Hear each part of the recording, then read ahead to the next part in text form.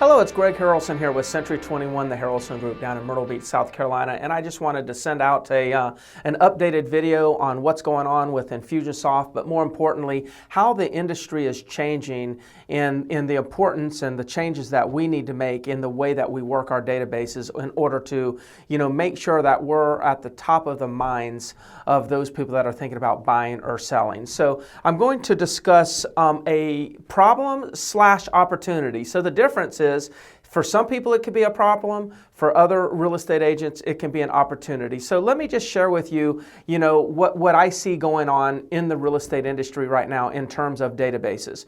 First of all, let's just think back years and years ago, and a lot of you probably weren't selling real estate 20 years ago, but I do remember 20 years ago and even beyond, where the leads that we would get, let's just think of buyer leads. The buyer leads that we would get would come from a sign.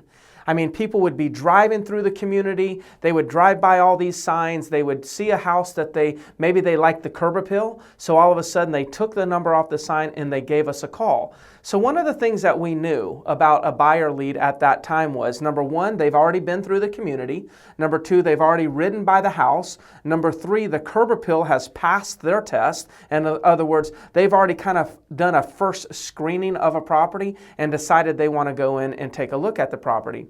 The other thing we know is that back then when we were capturing buyer leads, we were capturing buyer leads that were near their purchasing time. In other words, they were close to already purchasing. We'd get a buyer call, and then 30 days later it would turn into a contract, and then it would close within 45 to 60 days after that. So what we were doing is we were capturing buyer leads and leads in general later on in the buying cycle. We were actually calling them or capturing them in the buying phase, is what I call it. Then all of a sudden the internet changed everything. The internet comes on, and now all the properties are on the MLS, or all the properties in the MLS are now on the internet, and every buyer, every consumer in the world has free access to that information. I'm a big supporter of open information and transparency. The thing is that it changed the game for real estate agents, because now people can sit in their houses, at their work, or on their phones, and they can start looking at real estate listings, just freely in their, from their home or workplace. And the key is right now is because they don't have to do things like make a phone call to get the information. We're starting to see that potential buyers are starting to look at properties way early in the game compared to when they had to call us off of a sign. So it changed. Now we're starting to capture leads off the internet when they're in the dreaming stage. We go in and, they go to Zillow and they request some information, or they go to your website and they request some information. They give you an email address, their name and telephone number, but maybe all they're doing is just asking, hey, is it a pet-friendly community? Is it is a retirement community? They're just asking simple questions, even though they're not ready to buy yet. But because the internet has made it so easy for them to get their questions answered, they're comfortable asking questions in the dreaming stage. So the difference between the dreaming stage and the buying stage is this. In a dreaming stage, they could be 18 months away from making a purchase. As a matter of fact, a lot of times in the dreaming stage, one family member, maybe one spouse, is thinking about selling or thinking about buying, but they haven't even brought it up to the other spouse yet. It's like so early, it's nothing more than a thought. So they get on the internet, they give us their information, we've just captured a lead. So here's the challenge. The amount of nurturing that it takes a real estate agent to successfully establish a connection or relationship with a lead is way more than it ever has been in the past. In other words, if you're getting somebody in the dreaming stage that's a year or 2 years out from doing a real estate transaction, you have to ask yourself, can you really follow up with them diligently through traditional means? Or is it going to require some sort of automation like what we are using in Infusionsoft, and we're going ahead and building in drip campaigns that'll last a year, 2 years, 3 years, or even 4 years.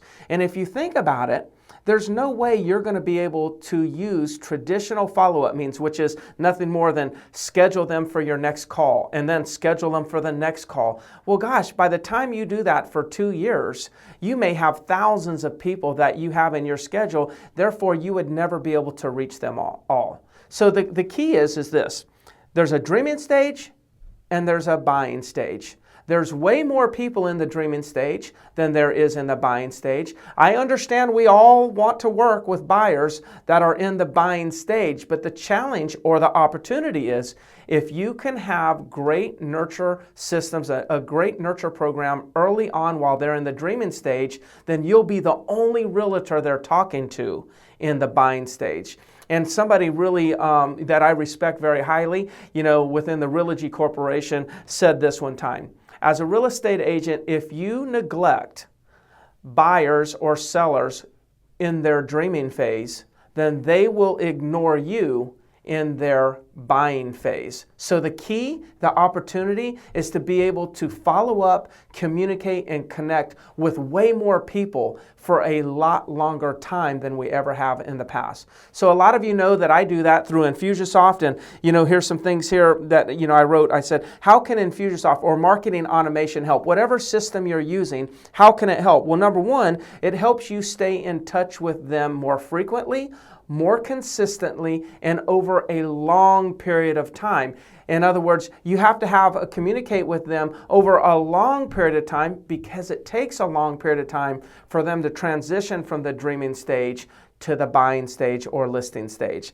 And then the other thing here is I wanted to just share what are the keys, a few keys to market automation. Like there's a lot of people that say, well, yeah, I put them in constant contact and, vertical response and I drip on them. Well, dripping on them is not enough. Like everyone's dripping on them. And there's a big difference in dripping and touching on somebody. Touching is a way to connect. Dripping is just, you're kind of like sending out information, one size fits all, blasting a database and hoping that the numbers will work out and somebody will communicate. So a few keys that I wrote down is number one, all of your email communication must sound and feel personal. It has to sound or feel like you're just communicating with them.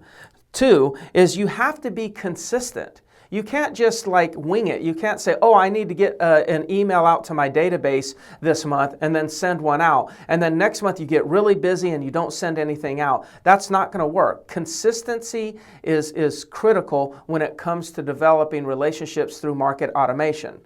The next one is you got to add value. Don't send emails that don't add value. You got to make sure that every email that you send is an email that you would hope somebody would send you if you were ever thinking about buying or selling. That's your test. If you wouldn't want to receive it, then you probably shouldn't send it.